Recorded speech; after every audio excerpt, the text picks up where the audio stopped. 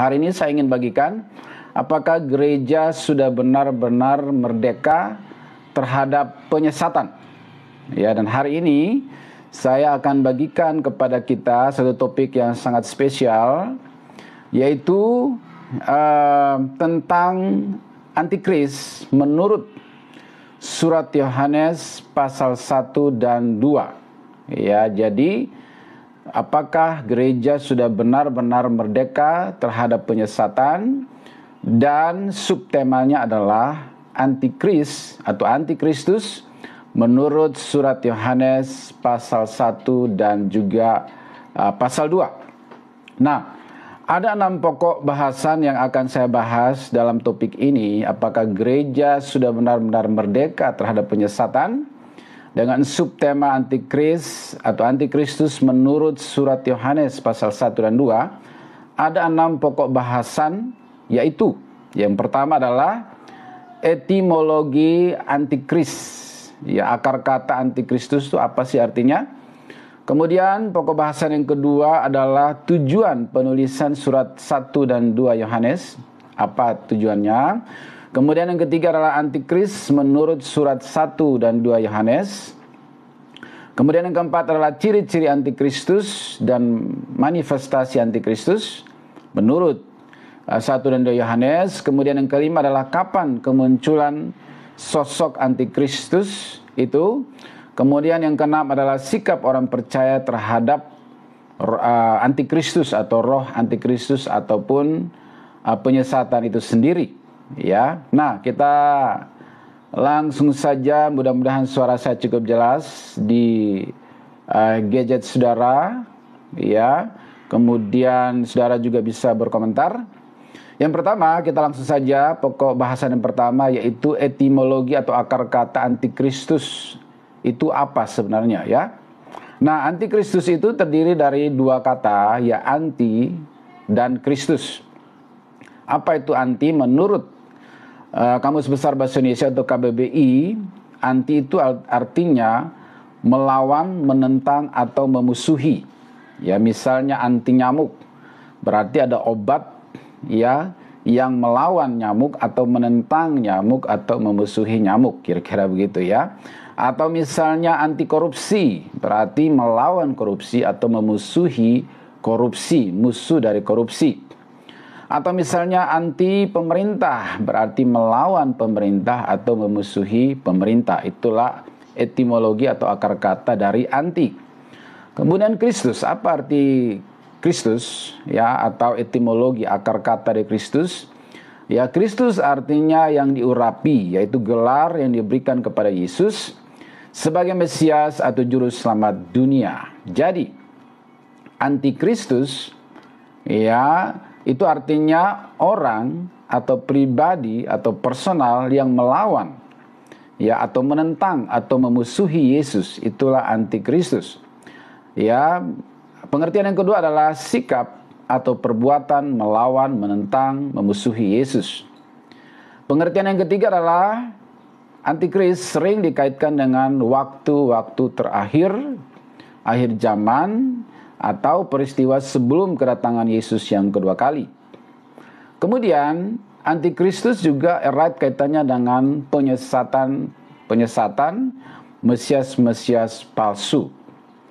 Kemudian juga antikristus itu erat kaitannya dengan tribulasi atau kesusahan besar yang akan terjadi di akhir zaman. Ya, erat kaitannya juga dengan rapture atau pengangkatan, erat kaitannya juga dengan kedatangan Yesus yang kedua kali, atau kiamat dan lain semacam itu yang berkaitan dengan hal-hal tersebut. Yang ketiga adalah antikristus menurut Alkitab, khususnya surat 1 dan 2 Yohanes. Ya, kita baca yang pertama adalah 1 Yohanes pasal 2 ayat 18 sampai 27. Khususnya di dalam ayat yang ke-18, di situ dikatakan, anak-anakku, waktu ini adalah waktu yang terakhir, dan seperti yang telah kamu dengar, seorang antikristus akan datang. Sekarang telah bangkit banyak antikristus. Itulah tandanya bahwa waktu ini benar-benar adalah waktu yang terakhir. Jadi di dalam ayat 18 ini menjelaskan bahwa akan ada seorang antikristus, atau antikristus itu ada kaitannya dengan satu pribadi, satu sosok yang akan datang. Ya, jadi dia adalah, kalau kita mendengar kata antikris, maka pengertian yang pertama itu adalah tentang satu pribadi, satu sosok yang akan datang. Oke. Kemudian juga antikris ini adalah tentang, dikatakan banyak antikris atau banyak antikristus, artinya jamak, yaitu orang-orang dengan sifat antikristus. Ya, itu yang dimaksud dengan antikris ya, menurut 1 dan 2 Yohanes khususnya ayat 18. Ya, jadi saya ulangi, akan ada seorang sosok pribadi antikris yang akan melawan Kristus, akan melawan orang-orang percaya, ya, satu sosok yang akan datang ya pada hari-hari menjelang kedatangan Yesus yang kedua kali. Namun pengertian yang kedua adalah itu jamak, yaitu tentang orang-orang dengan sifat-sifat manifestasi daripada antikristus itu. Ya.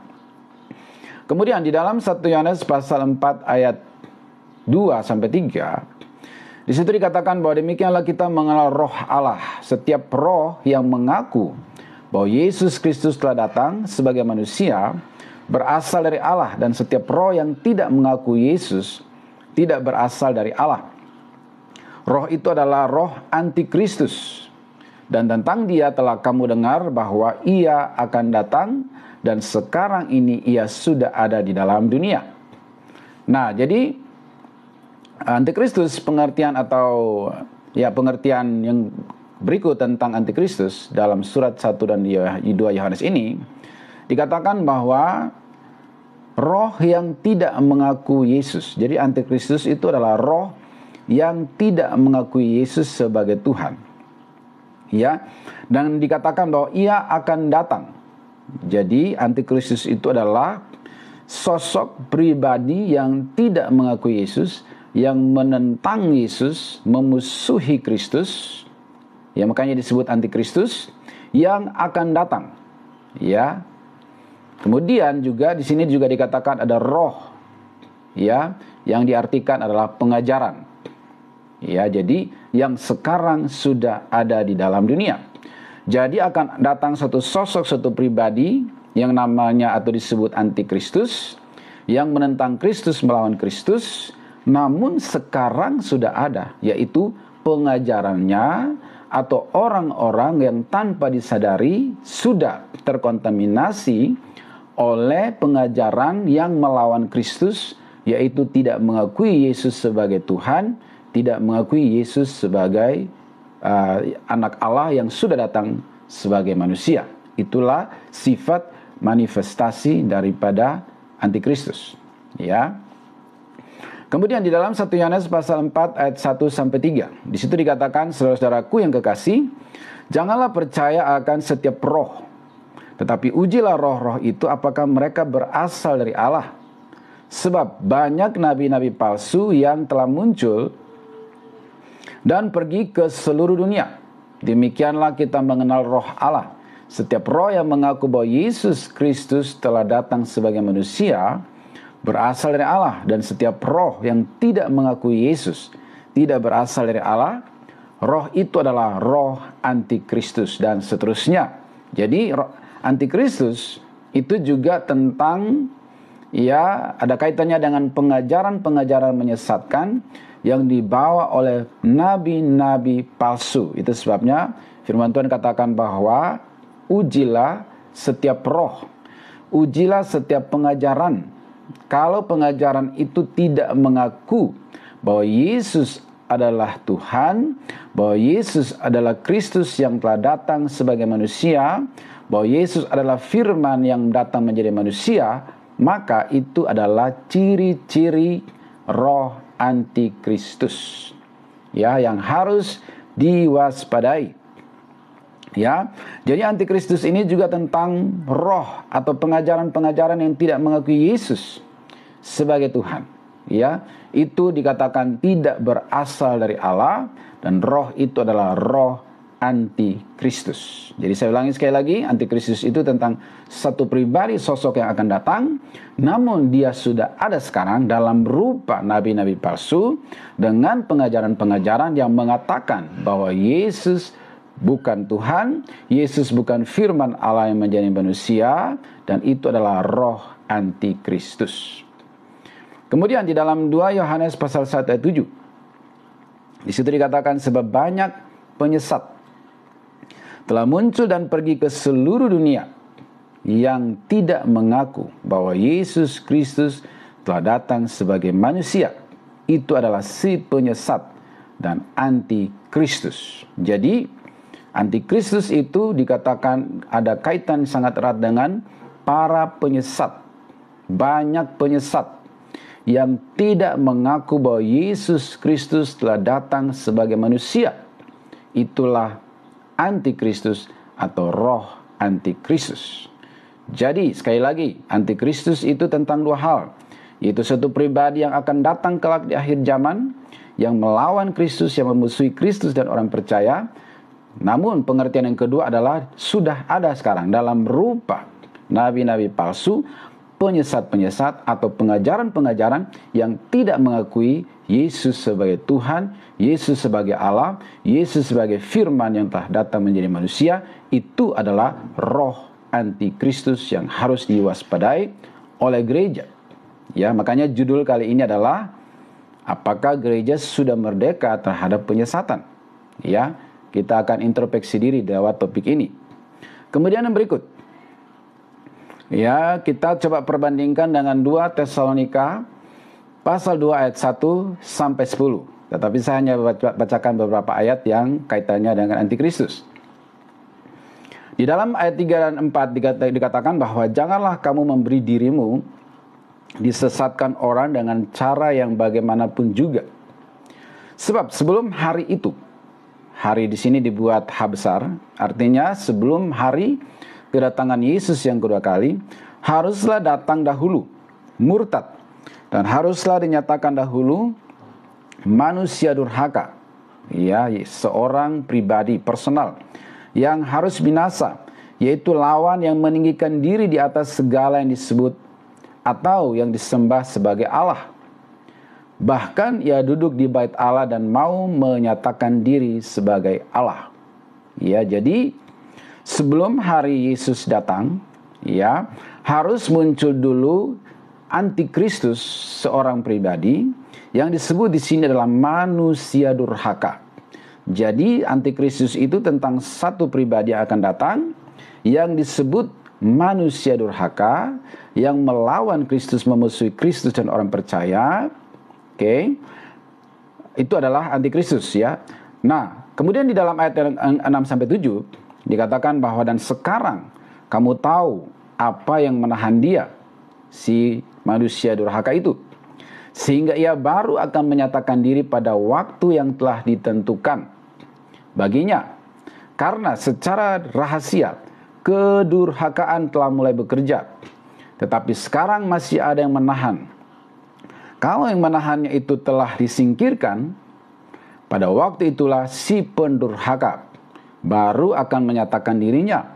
Tetapi Yesus akan membunuhnya dengan nafas mulutnya dan akan memusnahkannya kalau ia datang atau ketika ia datang. Jadi ada sosok pribadi antikris yang akan datang. Dia disebut manusia durhaka. Tetapi yang kedua adalah dikatakan bahwa sekarang dia sudah ada secara rahasia, yaitu berupa kedurhakaan. Jadi ada manusia durhaka, sosok pribadi antikris yang akan datang. Tetapi sifat manifestasi ya daripada antikris itu, yaitu sifat-sifat yang melawan Kristus, pengajaran-pengajaran yang tidak mengakui Yesus sebagai Tuhan, itu disebut kedurhakaan. Berikut poin yang keempat, ciri-ciri antikris, ya, atau perbuatan-perbuatan sifat daripada antikris menurut 1 Yohanes pasal 2 ayat 22 sampai 23. Ya, bunyinya seperti ini. Siapakah pendusta itu? Bukankah dia yang menyangkal bahwa Yesus adalah Kristus, yang diurapi, Mesias, Juru Selamat manusia? Dia adalah antikristus, yaitu dia yang menyangkal Bapa maupun anak. Sebab barang siapa menyangkal anak, ia juga tidak memiliki Bapa. Barang siapa mengaku anak, ia juga memiliki Bapa. Jadi, ya, ciri-ciri antikristus itu adalah menyangkal bahwa Yesus adalah Kristus yang diurapi Mesias juru selamat manusia. Kalau ada orang atau kelompok orang atau pengajaran yang menyangkal Yesus adalah Kristus, juru selamat dunia, menolak ketuhanan Yesus, itu adalah antikristus atau roh antikristus. Kemudian ciri yang berikut adalah dikatakan dia menyangkal Bapa maupun anak, tidak mengakui Allah sebagai Bapa, tidak mengakui Yesus sebagai anak Allah. Itu adalah roh antikristus. Ya, dia menyangkal anak, artinya tidak memiliki Bapa. Ya, sebaliknya, roh yang mengakui anak artinya memiliki Bapa. Karena firman Tuhan berkata bahwa aku atau Yesus berkata, aku dan Bapa adalah satu.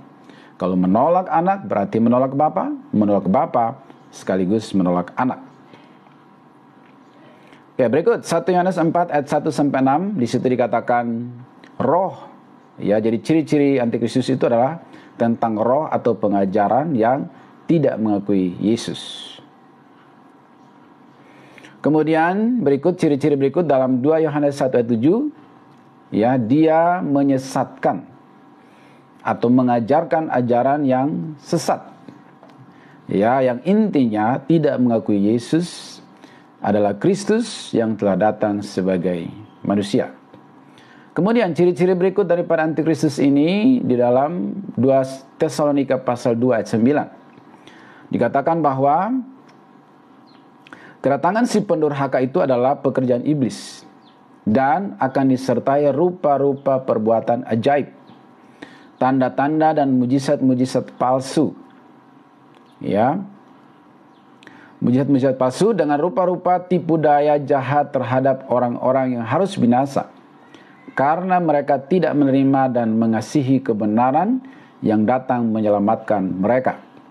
Dan itulah sebabnya Allah mendatangkan kesesatan atas mereka, yang menyebabkan mereka percaya akan dusta, supaya dihukum semua orang yang tidak percaya akan kebenaran dan yang suka kejahatan. Yang berikut adalah dikatakan bahwa itu adalah pekerjaan iblis. Jadi semua bentuk penyesatan atau pengajaran yang tidak mengakui Yesus adalah Kristus atau Tuhan, itu adalah pekerjaan iblis. Ya, dan dikatakan antikristus ini akan datang dengan rupa-rupa perbuatan ajaib, tanda-tanda mujizat palsu, rupa-rupa tipu daya jahat. Ya, dan mereka akan percaya dusta, tidak percaya kebenaran dan lebih suka kepada kejahatan. Kapan kemunculan antikris atau si penyesat, si pendurhaka atau lawan dari Kristus itu? Ya, kapan kira-kira antikris itu akan muncul? Menurut 2 Tesalonika pasal 2 ayat 1 sampai 12, khususnya ayat yang ketiga, di situ dikatakan bahwa janganlah kamu memberi dirimu disesatkan orang dengan cara yang bagaimanapun juga.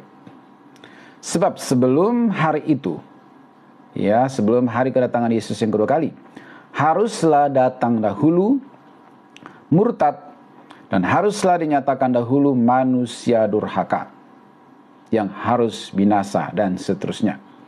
Jadi, kapan kemunculan antikristus itu adalah sebelum kedatangan Yesus yang kedua kali, ya, yaitu sebelum hari yang besar dan dahsyat itu. Jadi sebelum Yesus datang kedua kali, haruslah muncul terlebih dahulu sosok antagonis, penentang Kristus, si pendurhaka, manusia durhaka itu, yaitu antikristus. Jadi kalau ada orang berkata bahwa Yesus sudah datang, Mesias ada di sini, kiamat sudah dekat, padahal antikristus saja sosoknya belum muncul, maka jangan mudah percaya.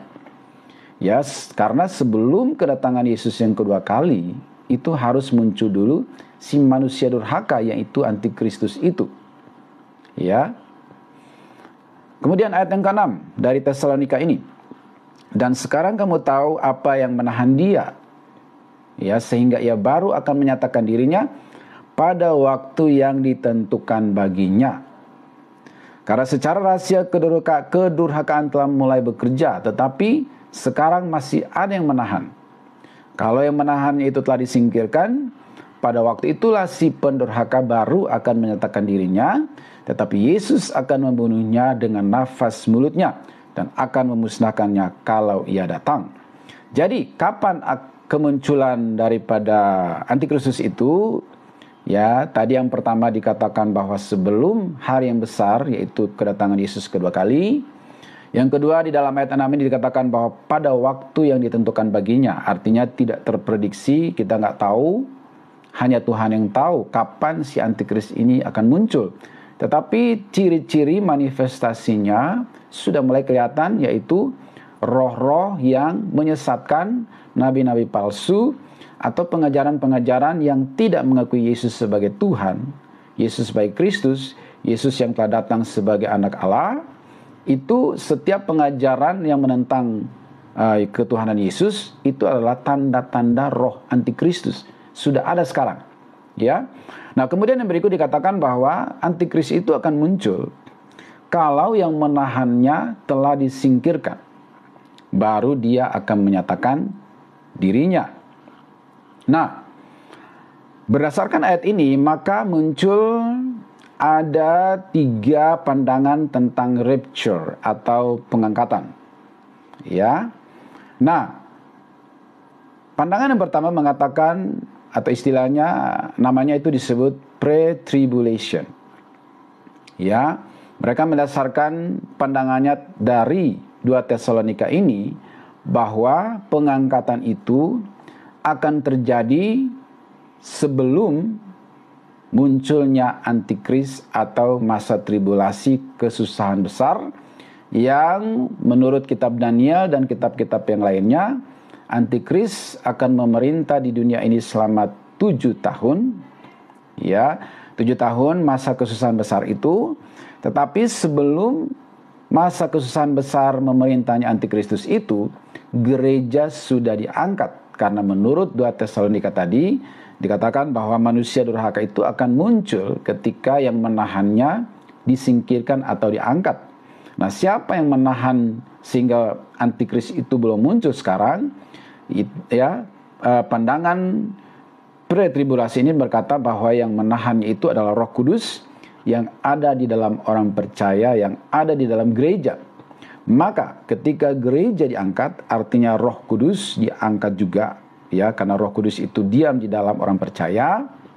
Pada saat itulah si antikris ini akan muncul. Ya, maka pandangan ini percaya pre-tribulasi, bahwa rapture, pengangkatan itu akan terjadi sebelum antikris muncul dan memerintah di bumi ini selama 7 tahun. Nah, pandangan yang kedua mengatakan atau menamakan dirinya atau disebut dengan mid-tribulation. Jadi pandangan ini mengatakan bahwa orang percaya atau gereja akan mengalami separuh daripada masa tribulasi atau masa antikris itu.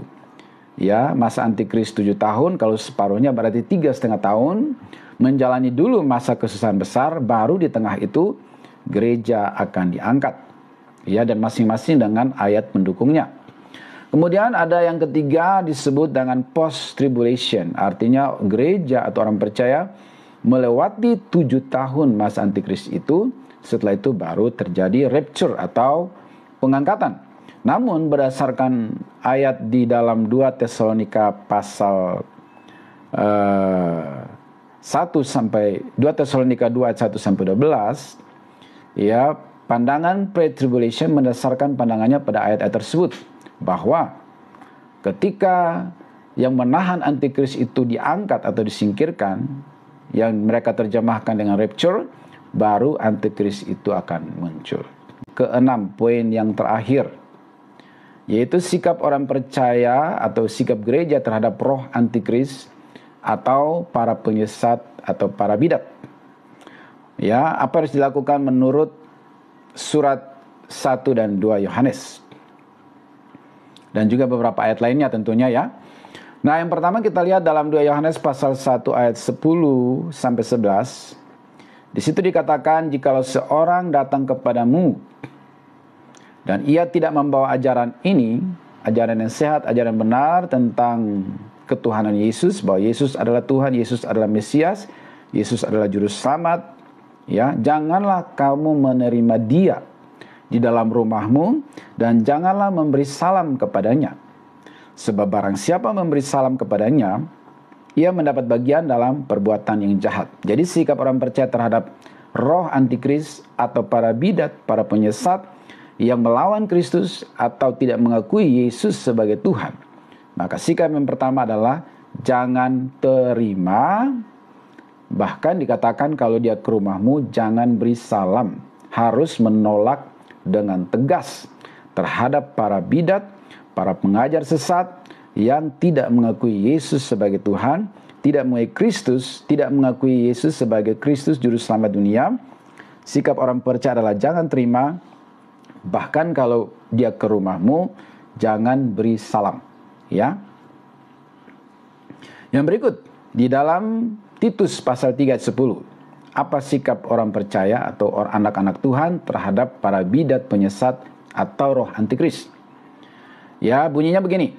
Seorang bidat yang sudah 1-2 kali kau nasihati, hendaklah engkau jauhi.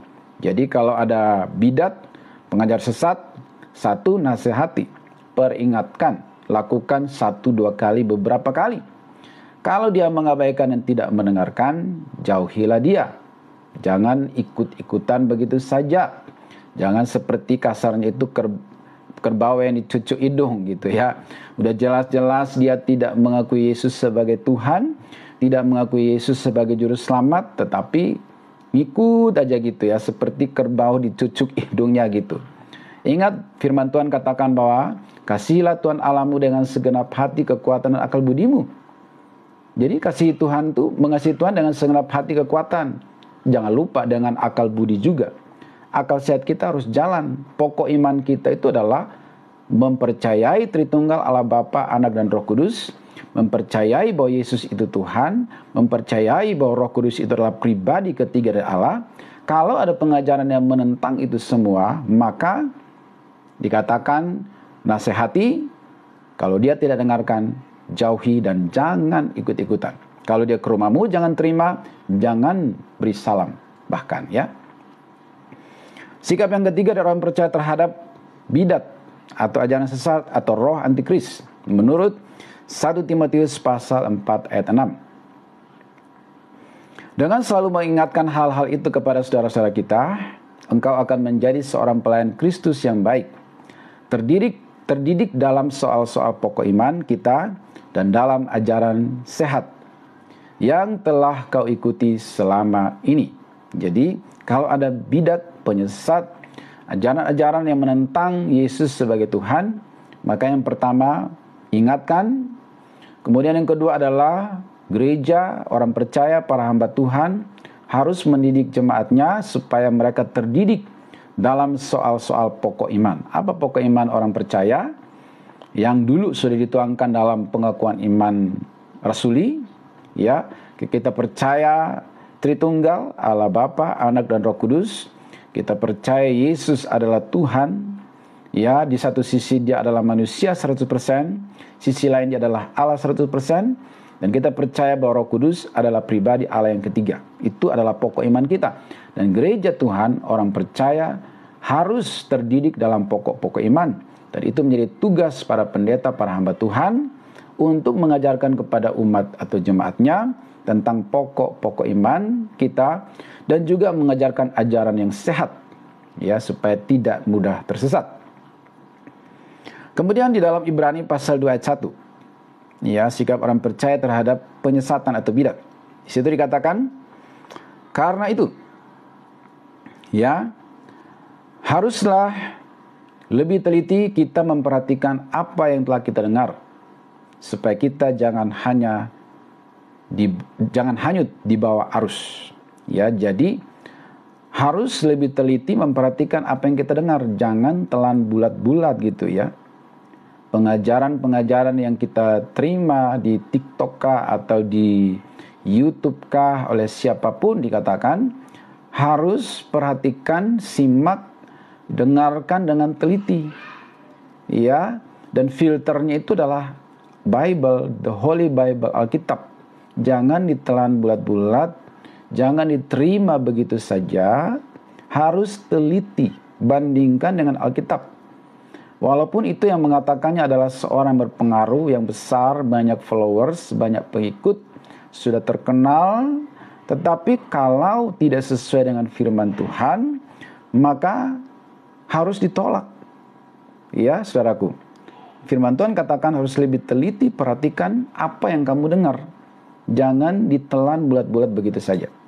Supaya kita jangan mudah terbawa arus. Ibrani pasal 2 ayat 1. Ya, nah itu yang harus kita lakukan, sikap kita sebagai orang-orang percaya, anak-anak Tuhan. Ya, dikatakan bahwa harus diperingatkan, jangan terima, bahkan jangan beri salam kalau dia adalah pengajar sesat. Kemudian jauhi, kalau sudah dinasihati nggak mau dengar, jauhi. Dan orang Kristen jangan seperti kerbau dicucuk hidung, ngikut-ngikut aja, nggak pernah baca Alkitab.